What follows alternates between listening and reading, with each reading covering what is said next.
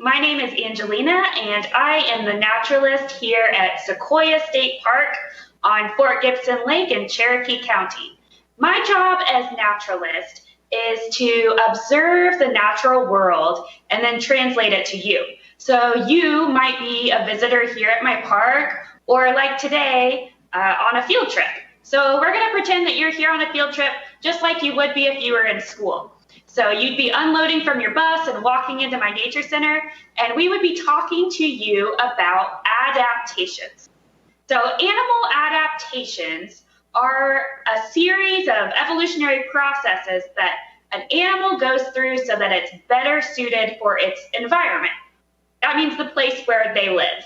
So it could be a behavior, or it could be a physical part of their body that has changed over generations so that they are better equipped to survive and reproduce. And today we are going to talk about a special group of animals called reptiles. So can you think of an example of a reptile? So maybe something far away that you've seen on vacation, or maybe something here in Oklahoma, or maybe something like dinosaurs, which are a type of reptile. So some of my favorites include alligators and crocodiles, but here in Oklahoma, we have a lot of cool organisms as well. Some examples include skinks and lizards, snakes, turtles, tortoises, terrapins. So today we are going to focus on that group. So there are some common characteristics with reptiles, including that they have a backbone and that they breathe air, which is the same as us, right? But there are also some things that make us very different. So think about some of those reptiles that you named. What might they have that we do not? They don't have hair. They might have scales or bony plates. Maybe they don't have arms and legs. Maybe they do. What about where they get their heat? So we produce our own body heat. Feel your face. You're warm. Have you ever seen a lizard or a snake out basking on a rock? So those animals have to get their warmth from the sun. They don't make their own like we do. They can't stay inside and watch TV. They have to go outside to get their warmth. Another thing is how they reproduce. So humans have babies, whereas reptiles mostly lay eggs, and then they have hatchlings. There are some snakes that have live birth, but most of them lay an egg or a series of eggs in a nest, and most of the time they abandon that nest, and the nestlings hatch, and then they're on their own. So we're going to jump right in, and luckily here at the Nature Center, we have examples of all of these animals to show you. So our first one is something you might have seen crossing the road. And it's the time of year that they're more likely to be crossing the road. Why do you think that is? It's getting warmer out, right? And I said they need to get their heat from the sun. So they're out and about trying to get their heat so they can warm up their bodies. Also, a lot of reptiles are laying eggs this time of year. Similar to bird nests that you see around, it's the time of year for a lot of animals to have young. So this is an ornate box turtle. And biologists name things so that we can communicate what they are to other people. So obviously, it's a turtle or a tortoise. And it's named a box turtle because of this big boxy shell, or a carapace. So this top part is called a carapace, while this bottom flat part is called the plastron. That makes it so it can easily slide across the ground. You can see it has these big claws for digging. You know it lives on land. And it has scales on its body, as well as this hard, bony plastron and carapace. They're omnivores, which means they eat all kinds of different food. And they do have tails, even though this one might be hiding. So if you see turtles crossing the road, the best thing to do is let it cross. But if that's not a situation that you can have happen, you can safely pull over and slow and low hold the turtle, and help it to cross in the direction that it was going. These turtles can live up to 50 years in the wild, but they stay in a really small area. So when we pick them up and move them, we're taking them out of their home territory. So they'll spend the rest of their life trying to find their way back. So it's best not to try to keep them as pets and not to try to relocate them. Instead, we should move them safely off the road and let them continue where they were wanting to go. Next, we have a very interesting organism that's something you might not even know existed. So it doesn't have legs, and it's long and thin. Do you have any ideas what it could be? It's not a snake. This is called a legless lizard. And this particular one that we have here in Oklahoma, it is called a western slender glass lizard. And it is shedding its skin right now, which is a similar thing that a lot of snakes and lizards will do. So this one, as you can see, doesn't have any legs. So you might think it's a snake, but it's a lizard, and it has ears and it has eyelids, unlike a snake. This is called a glass lizard because it can drop its tail when it senses a predator, and its tail will fall away in pieces. So the hope is that the predator, maybe you, maybe something like a raccoon or a coyote, is going to go for its tail pieces, and that this can get away. He's a pretty cool little guy, and you might be lucky and see one of them out in the wild. They're fast. A lot of times people assume that any snake you see is venomous, but that's not the case. The best way to tell venomous snakes from other snakes is to be able to identify the venomous snakes in your area. You probably only have a handful that live in your county. There are some ways to tell venomous snakes from other snakes, such as a slitted cat-like pupil and a diamond-shaped head. So this is a diamondback rattlesnake. This is one that we have in eastern Oklahoma. Another common one is a copperhead, which is copper in color and has Hershey's-like kisses patterned on its back. The best policy is to leave snakes alone. So more often than not, you're going to see a non-venomous snake and not a venomous snake. But it is important to be able to identify them. There are great snake guides online. However, like I said, keep a distance and let the snake mind its own business. So next we have a really cool snake. And you might think that this looks venomous. It has some really bold colors, and it's an adaptation that it has on purpose to make you, a potential predator, think that it's venomous. So you can see it would usually be brighter, but right now it's about to shed. And so it's red and black and striped. And this is called a milk snake. And this particular one here is a red milk snake. It's a subspecies. And you might think it kind of looks like a copperhead or also a coral snake, but we don't have coral snakes here in Oklahoma. A common phrase that you might have heard is red and yellow kill a fellow, red and black friend of Jack. And that refers to the colors of the stripes that touch each other. So here, what colors touch each other? You can see the red and the black, so it's our friend. You can also tell it has just a little mouth, and it has a round head, kind of like a worm, not that triangle head like a venomous snake. And these guys are a type of king snake, and they'll eat little snakes, they'll eat small mammals, or all kinds of things around your house. They're really beautiful. So like I said, this snake is about to shed. And that's a really cool adaptation that snakes have that we have kind of in a different way. So you lose a little bit of hair every day in the shower or when you brush your hair. Snakes lose theirs all at once. So if they have a scab maybe, or if they're growing, they will know and lose their whole skin at one time. It's called ecdysis.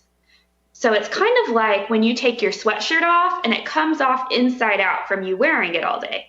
So they start to lose their external skin and they have to move up against something hard to help them peel it off because they don't have arms like us to help them take it off. And when they do this, they come out looking more vibrant and beautiful than ever. So when they're young, they shed more because they're growing fast, just like kids. You go through shoes and new clothes every school year because you're growing quickly. Whereas when you reach an adult size, you don't grow as fast anymore. So hopefully this guy sheds soon and we'll get some shiny new. Okay. Next, we have another kind of king snake. So like I said, scientists name things so that we can talk about them to you and it makes sense. So one way that we name them is what they look like. If you can see this guy, it's not striped. I wouldn't say it's spotted, but it's called a speckled king snake. Can you tell that pattern? It's called speckled. And why would we call it a king snake? Do you think it's maybe a predator, a good predator? Well, it is. Also, these snakes eat other snakes. Do you think they can eat venomous snakes? They can. So if you have king snakes like this around your house, they can be eating potential venomous snakes, but these snakes are not venomous, so they're safe to be around. And they can be taking care of snake problems, but also rodent populations. So snakes are great for our ecosystem. Think about the adaptations of this speckling. Do you think this speckled pattern helps it blend in when it's crawling around on the ground? I think it probably would. If you could feel this snake right now, it's really cold, but it's not slimy. So snakes are cold. They obtain their heat from the sun, and the longer that I hold them, the more they warm up because they're taking my body heat. So the faster they can move. So right when a snake comes out and it's cold, it's slow moving and not very quick at all. The longer I hold it, the more comfortable it becomes. As you can see, this is quite a good sized snake, and he's very friendly. He has smooth scales that all flow together really nicely. But his dorsal side, that's his top side, kind of like a dorsal fin on a shark or a dolphin, has different scales than his ventral side. So this is what you might call a snake belly. And it's almost iridescent, which is that pretty color that kind of changes in the light. And its scales are a lot bigger, so it can slide easily on the ground, just like we talked about the bottom size of that box turtle. Bye, Mr. Speckled King Snake. We have a special snake here, and this is a native snake. All the animals we're talking about are native, which means they occur naturally here in Oklahoma. And this one, a lot of times, confuses people. They'll ask if we have cobras here, because an adaptation that this snake has is to suck in air, flail up right here, and act like a cobra. So why do you think it has adapted for that behavior? Would that scare you if you were a potential predator and you had this snake flailing its head up? Yeah, it would scare me. So another adaptation that this snake has is to turn on its back or its dorsal side and play dead. Have you heard of any other kinds of animals doing that? Maybe a possum? Why would it be advantageous for this animal to adapt to play dead? Would you want to eat an animal that was dead? Would it be stinky and gross and maybe have a disease or an infection? Yeah, I wouldn't want to eat a dead animal either. Does anyone have any idea what this is called now that I'm giving you some clues? A common name that some people call it is a puff adder or a spreading adder. But really, its name comes from the shape of its nose. This is an eastern hognose snake.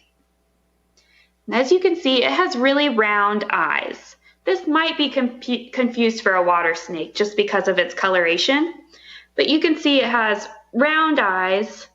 They're not slitted cat-like pupils like a venomous snake. So this eastern hognose is rear-fanged, which means it has special fangs in the back of its mouth that it uses to deflate its prey. What kind of prey or food do you think that this predator is eating that it might need to deflate? So they'll eat small mammals, they'll eat lizards, but their favorite food, and oftentimes the only food that they're eating in the wild, are toads. So if a toad puffs up and this snake opens its mouth, it has rear fangs that can deflate the toad and then it can swallow it whole. So snakes are unique because they eat their prey whole. Some snakes, like this one, have special fangs to either inject their prey with venom, like venomous snakes, or to puncture them, to deflate them, while other snakes are constrictors. So they wrap around their prey, kill it, and then are able to ingest it. As you can see, this snake's mouth is no way big enough to eat me, right? It has to eat its prey whole, like I said. Could it eat me whole? Definitely not. So these snakes are not interested in eating us humans. He's using his tongue to sense his environment, but as you can see, he's not attacking me. He knows that I'm not food. Can you see his hog nose? We named this snake Peppa. Do you have any idea why? Peppa Pig. Did you know that hog and pig mean the same thing? Okay, Peppa. We're going to move on to another bigger snake.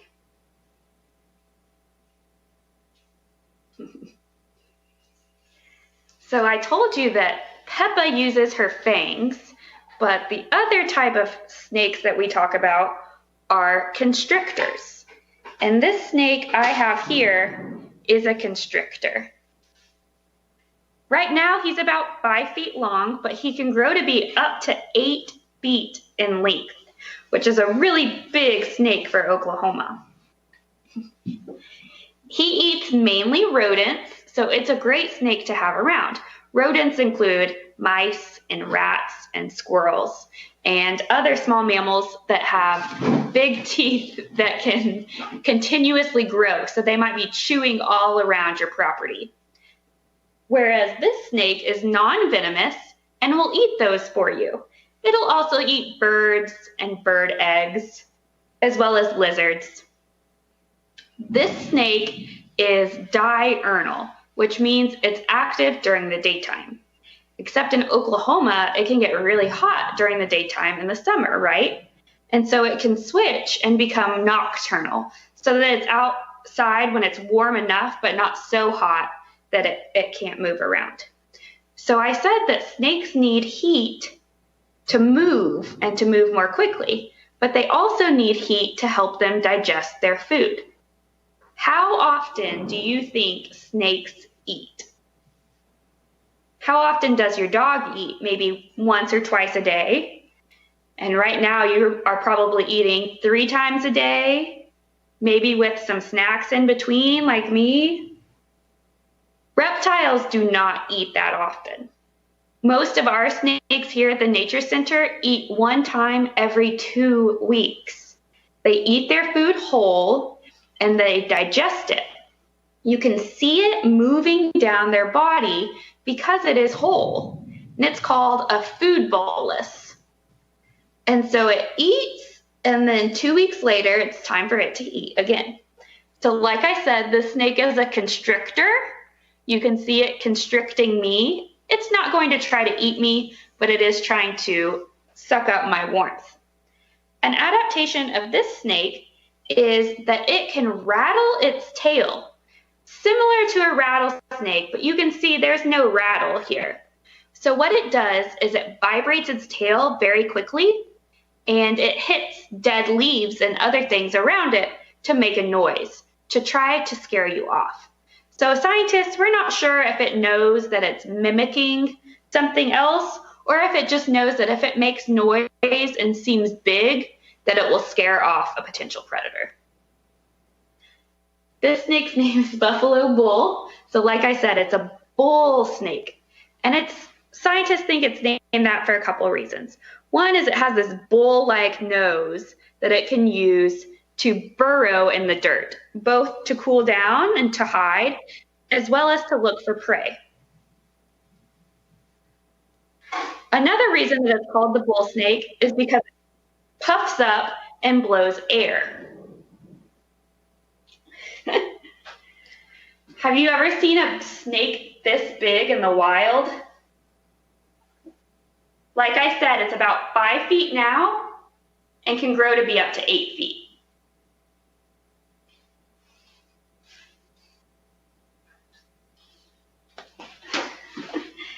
So this snake is called a Coachwhip. It's hiding in my hair already. So a Coachwhip, that might not be a term that you know, but think of a braided whip or rope. That's what this snake is named after. And this snake is found in western Oklahoma, where it would blend in better, like in Black Mesa, or those sandy areas in the western part of the state. It's also called a Coachwhip because of the way that it moves. So it moves in a very whip-like fashion. You can see it's very long and thin, and it will never be any thicker than this. And this is about as long as a Coachwhip will get. And we do have Coachwhips here in the eastern part of the state, but they are darker in color to blend into the soil that we have here. So this snake has adapted to blend into its environment in western Oklahoma. And here in Oklahoma, we are lucky to have a bunch of different ecoregions, or areas of the state that have different types of ecosystems. And you can see that at our state parks. So here at Sequoyah, we are one of 32 different state parks. You would see a snake like this out in the western part of the state, like Boiling Springs State Park, Roman Nose, or Black Mesa.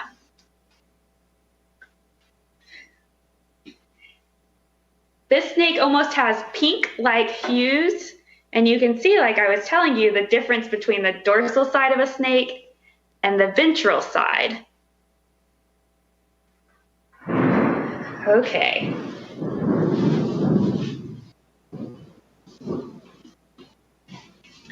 This snake here was a pet of people that lived around here. We have a lot of animals that were pets either illegally or pets that people couldn't keep up with, and then they had to come here and live with us.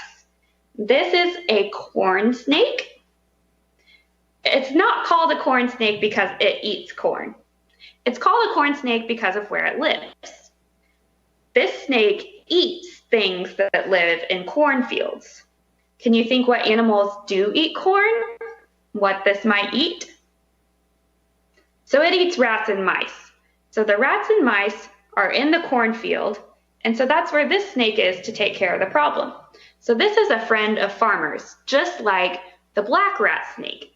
We have black rat snakes here in Oklahoma. This is a type of rat snake, but it's a lot friendlier than some of our black rat snakes. And that's probably the most common snake that you are going to see. It's long and black and maybe up in trees. And those snakes are great to have around your house because they're eating all of your pests. So mice and rats are getting into your bird seed and your deer seed and everything else.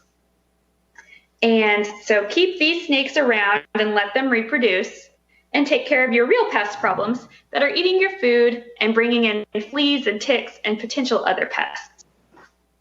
We hope that you all learned something today about adaptations, and we're so excited to see you soon.